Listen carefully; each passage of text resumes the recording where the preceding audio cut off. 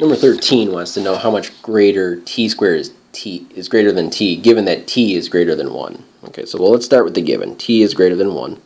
If you multiply both sides by t, you would get t squared is greater than t. Okay, the thing we want to know about. Okay, but in this form, it's not very useful. So let's subtract the t on the right over to the other side, so that we have t squared minus t.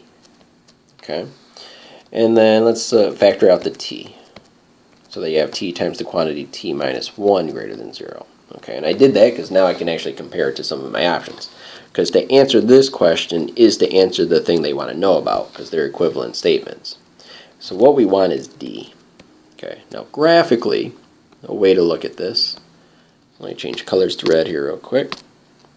Okay, we want to know when t squared, which you can think of as a parabola, okay, which is going to run through the origin, like so.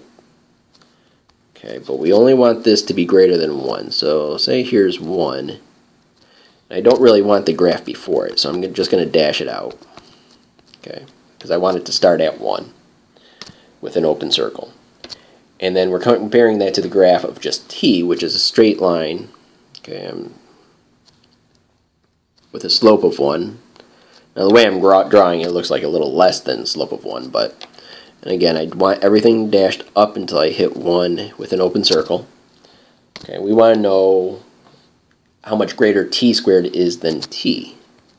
Okay, so what we're looking for is the distance between these two. Okay, or difference between them.